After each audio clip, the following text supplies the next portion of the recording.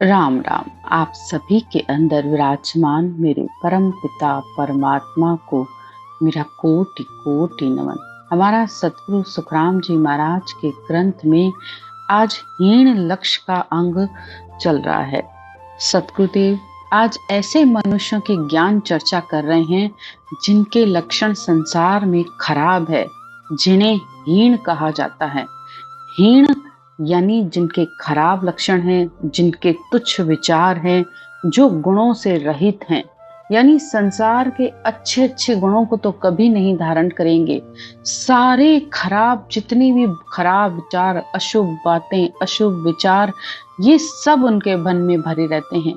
परमात्मा के लिए जिनके अंदर कभी प्रेम जागता ही नहीं है। ऐसा नहीं है कि सृष्टि में हर कोई परिपूर्ण है, लेकिन जिस आत्मा को परमात्मा का संग होता है तो वो जरूर परिपूर्ण हो जाती है। संसार में कोई शक्तिहीन है, कोई गुणहीन है, कोई धनहीन है, कोई बलहीन है, कोई भाग्यहीन है। सबके अंदर कोई ना कोई कमी होती ही होती है, लेकिन इसका मतलब ये नहीं है कि सिर्फ बुराई का ही संग किया जाए, क्योंकि आप जितना जितना बुराई का संग करते हो, बुरे विचारों का संग करते हो, उतना उतना आप परमात्मा से वंचित होते जाते हो। अंतर में खुश मत होना। अगर आपके अंदर कोई एक अच्छी बात है और 10 अवगुण हैं, तो आप परमात्मा को पालोगे। ऐसा नहीं होता है।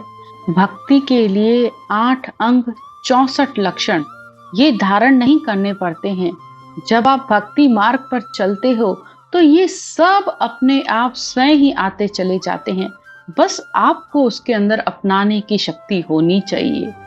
तो आज की सारी ज्ञान चर्चा सतगुरुदेव ऐसे मनुष्यों के लिए कर रहे हैं जो परमात्मा से दूरी रखते हैं और उनके अंदर इतने खराब लक्षण हैं, जिसके अंदर काम, क्रोध, लोभ, मोह, अहंकार, जो तंबाकू खाता है, अफीम खाता है और न्याय नहीं करता है, यानी उसे न्याय का अधिकार भी मिला है तब भी संसार में न्याय से बात नहीं करता है, झूठ बोलता है, चुगली, निंदा, दूसरों की बात को हमेशा नीचे करना, यानी खुद को बड़ा मानना, या परमात्मा के प्रति न कोई प्रेम, न कोई साधन, न कोई ज्ञान का संग, हमेशा सामने वाले को कष्ट देना, बदले की भावना रखना, हर समय बुरे कार्यों में लगे रहना, तो ऐसे मनुष्य हीन लक्षण वाले कहलाते हैं। तो सतगुरुदेव आज हीन लक्ष्य के अंग के माध्यम से हमें ऐसे मनुष्यों की पहचान बता रहे हैं। हरि भेमुख सो ढेड़, ढेड़ मुख राम न बोले, घट दो दे सो ढेड़, ढेड़ पूरो नहीं तोले। जो परमात्मा से भेमुख है तो वो मनुष्य निश्चित ही ढेड़ हैं। ढेड़ यानी कि मूर्ख हैं, न तो परमात्मा का नाम लेते हैं और फिर संसार के व्यवहार में भी कमी रखते हैं।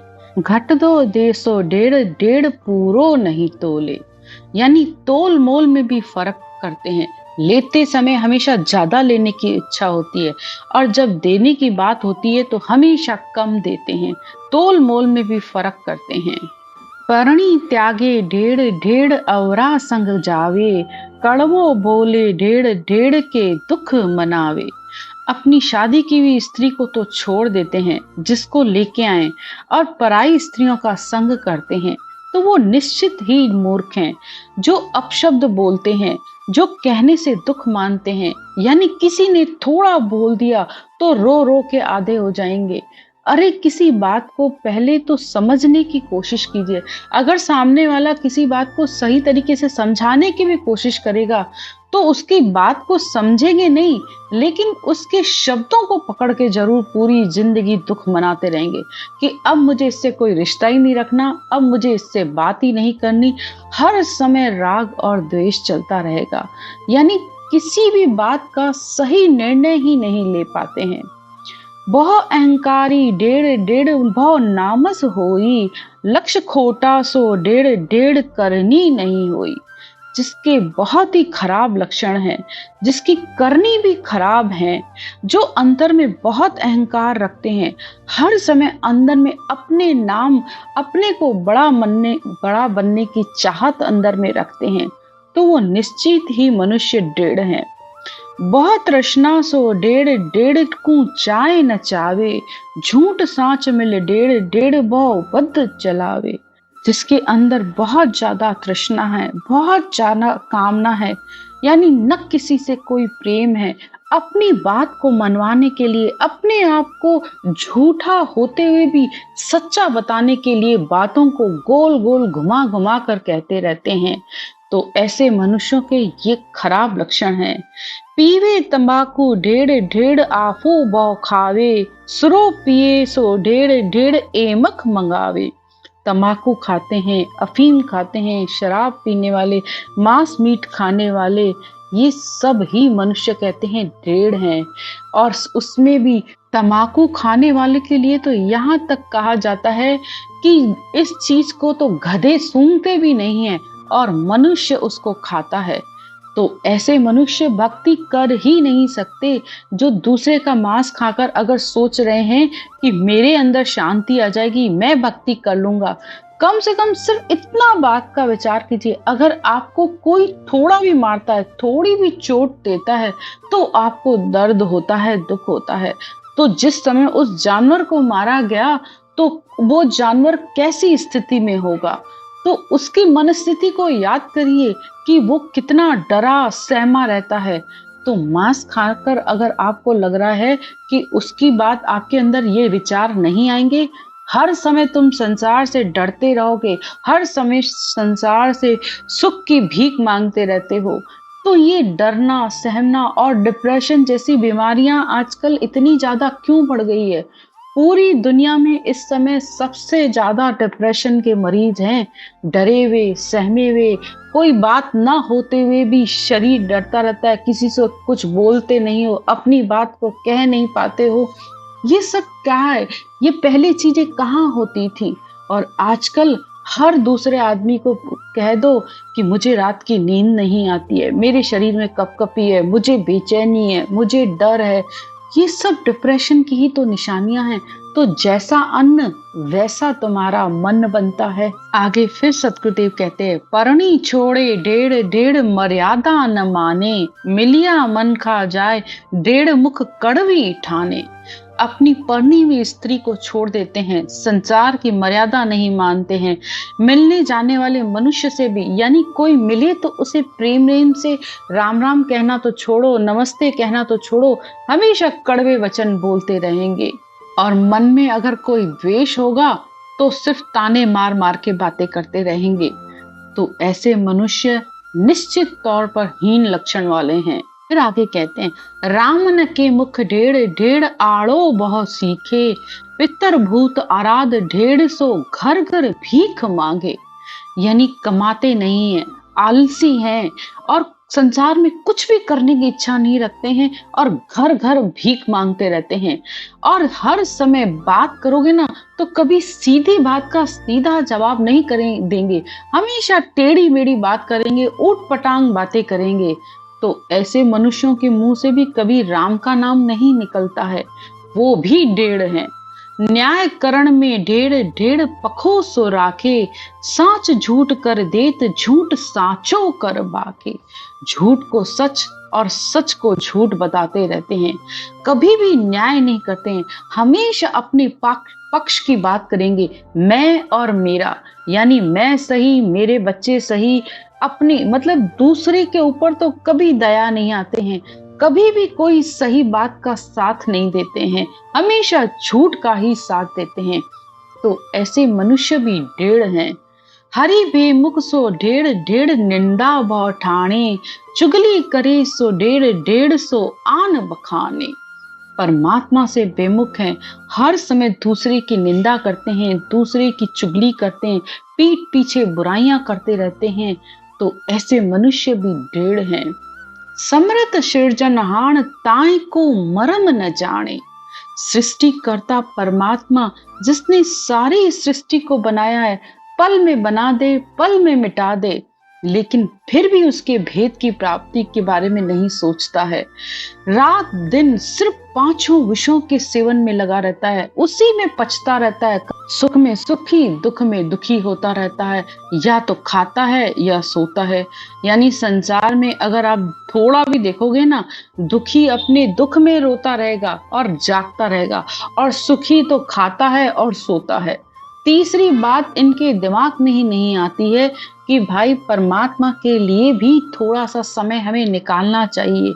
सुख में भी भजन नहीं करते हैं, तो दुख आता है तो फिर परमात्मा को ही दोष देने लगते हैं कि तूने मेरे साथ ऐसा क्यों किया। नहीं भक्ति के लेस ढेड़ बाता भवधर है, घर में आत्म राम ताए की सेव न कर है। बहुत ही खराब बातें करते हैं, बिल्कुल भी भक्ति नहीं करते हैं। इस शरीर में परमात्मा ने इस आत्म राम को बिठा दिया है, लेकिन न सेवा न सुमरन न सत्संग, किसी भी बात का संग नहीं करते हैं। तो ऐसे मनुष्य भी ढेड़ के समान हैं, यानी खराब हीन लक्षण वाले हैं। फिर सद्गुरुदेव कहते हैं, ब्रह्म न चीने ढेड़ ढेड़ कर्म बहुत कमावे, राचे राग विलास नाम हृदय नहीं आने। ब्रह्म न छीने, यानी न तो ब्रह्म का अनुभव, न करनी, न ज्ञान का संग, और न ही निज नाम को इस हृदय में परमात्मा के नाम को लेते हैं। तो ऐसे मनुष्य भी भाग्यहीन है। दगो करे सो ढेड़ ढेड़ द्विधा मन माही, हरि बिन बोले ढेड़ ढेड़ बेटी को खाई। दूसरों को धोखा देना, मन में द्वैत भाव रखना, तेरा मेरा रखना, और न ही परमात्मा का भजन स्मरण करना, और बेटी की कमाई खाना। यानी खुद तो न कमाते हैं न मेहनत करते हैं, लेकिन बेटी की कमाई खाते हैं। तो ऐसे मनुष्य भी ढेड़ है। हितकर बिरचे ढेड़ ढेड़ फिर बैर चलावे, लूण हरामी ढेड़ ढेड़ मुख राम न गावे। यानी भला करने वालों से भी वो भलाई का कार्य नहीं कर सकते, उनके साथ भी बुरा करते, उनको जरा सी भी शर्म लज्जा नहीं आते हैं, और फिर अंदर में वैर भाव रखते हैं। यानी जिसके यहाँ काम करते हैं वहां भी नमक हरामी करेंगे। यानी एक तो काम नहीं करना, और फिर पीठ पीछे उसी की बुराई करना जो तुम्हारे परिवार का पालन पोषण कर रहा है, जिसके पास तुम काम कर रहे हो उसमें भी ईमानदारी नहीं रखते हैं। तो ऐसे मनुष्य भी ढेड़ है। ढेड़ श्याम सो बैर ढेड़ कुल हाथ चलावे, ढेड़ मुख नहीं राम ढेड़ दावा दिन जावे। परमात्मा से भक्ति करने वालों से भी वैर भाव रखते हैं, उनकी भक्ति में अड़चने पैदा करते हैं, और अपने परिवार के कुटुंब के लोगों पर भी हाथ उठाते हैं। मुंह से तो कभी राम का नाम नहीं लेते हैं, लेकिन जो लेता है उसका भी छुड़ा देते हैं। ढेड़ गुरु सो होए राम बिन आन बतावे, शिष्य को हुए खाए ढेड़ गुरु भरम डिड़ावे। अब सतगुरुदेव ऐसे गुरुओं को भी ढेड़ कहते हैं, जो सामने वाले का न तो भरम मिटाते हैं, न ही उसे सही रास्ता दिखाते हैं। हर समय शिष्य के धन का लालच उनके अंदर लगा रहता है, हर समय इच्छा रखती है कि वो हमें कुछ न कुछ देते रहते हैं, और सिर्फ अपने शरीर की पूजा करवाते रहते हैं। तो वो भी ढेड़ है। साचो देवल छोड़ झूठ की सेव बतावे, ढेड़ गुरु सुखराम राम बिना भरम दिरावे। ये शरीर सच्चा देवल है, परमात्मा ने इसके अंदर आत्म देव बिठा दिया है। तो परमात्मा ने ये शरीर दिया ही तुम्हें सेवा सुमरन सत्संग ज्ञान के लिए दिया है। इससे करके तुम परमात्मा को प्राप्त कर सकते हो, और इसी में खराब लक्षणों से तुम अवगति में जा सकते हो। तो गुरु का तो ये कर्तव्य है कि बल्कि शिष्य को सही रास्ते पर लेकर ले जाए, सही मार्ग पर ले जाए। लेकिन वो सामने वाले के अंदर इतने भ्रम पैदा कर देते हैं कि अगर तुमने ये नहीं किया तो तुम्हें नरकों में जाना पड़ेगा, ये नहीं किया तो तुम्हें भूत प्रेतों का सामना करना पड़ेगा। मतलब अजीब अजीब बातें। और बेचारे मनुष्य भी ऐसे हैं, बुद्धि भी नहीं लड़ाते हैं कि ये सामने वाला कह क्या रहा है। यहाँ तक किसी ने बताया कि कोई ऐसा गुरु भी है जो इस ग्रंथ के ऊपर पैर रख के सोता है। तो मैं कहती हूँ धिक्कार है ऐसे मनुष्यों पर जो अपने आप को भगवान से भी बड़ा मानता है, भगवत वचनों से भी अपने आप को बड़ा मानता है कि भाई ये तो ग्रंथ है, कोई बोल थोड़ी सकता है, बोल तो मैं रहा हूँ, ज्ञान तो मैं बता रहा हूँ, भक्ति का रास्ता तुम्हें मैं बता रहा हूँ, तो मैं भगवान के बराबर। और फिर ऐसे ऐसे दोहे बोलेंगे जिसमें खुद की बड़ाई, खुद का सम्मान हो। तो धिक्कार है ऐसे मनुष्यों पर जो भोले जीवों को सिर्फ खुद तो अवगति में जाएंगे ही और दूसरों को और ले जाएंगे। और मुझे तो आश्चर्य उन लोगों पर भी होता है जो ऐसे लोगों को अपना गुरु भी बनाते हैं और कहते हैं कि वो हमारा गुरु है, वो हमें पहुंचा देगा। और फिर शिष्यों को ऐसे वचन कहेंगे कि सब तन मन धन तुम्हारा हमारा है, यानी हम ही सब कुछ हैं, सब कुछ हमें समर्पित कर दो। यहाँ तक कि स्त्री का पतिव्रता धर्म को भी भंग कर देते हैं। तो धिक्कार है ऐसे मनुष्यों पर को जो इतनी भी बुद्धि नहीं लड़ाते कि भाई परमात्मा के रास्ते पर चल रहे हो तो तन और मन धन देने का सबसे पहले अर्थ तो समझ जाओ कि वो तुम्हें क्या बता रहा है। तन मतलब ये शरीर, इस शरीर से बैठकर परमात्मा का नाम लो। अपनी इस श्वासों को, श्वासा रूपी तुम्हारे को परमात्मा ने इतना अनमोल धन दिया है, इस श्वासों में बैठकर परमात्मा का नाम लो तो वो सत्शब्द, वो पति तुम्हारा, असल पति तुम्हारा तुम्हें लेने के लिए आ जाएगा। और तुम संसार में ऐसे गुरुओं के चक्कर में पड़ के अपना धर्म भी नष्ट कर लेते हो, यानी संसार की मर्यादा को भी भंग कर देते हो, तो परमात्मा में कहाँ मिलोगे। ऐसे मनुष्यों को तो नरक में भी जगह नहीं मिलती, यहाँ तक कोई काया तक नहीं मिलती है। तो बिना शरीर के भूत और प्रेत की तरह, आत्माओं की तरह भटकते रह जाएंगे कि जो खुद तो गए ही हैं अधोगति में, दूसरों को और ले जाते हैं। इस तरह सतगुरुदेव ने हमें नीच बुद्धि के मनुष्य के खराब लक्षणों के, बुद्धिहीन मनुष्य के सारे लक्षण बताकर कहा है कि इनको कभी भी भक्ति नहीं मिल सकती, ना ही परमात्मा की प्राप्ति हो सकती है। आज की चर्चा यहीं तक। राम राम।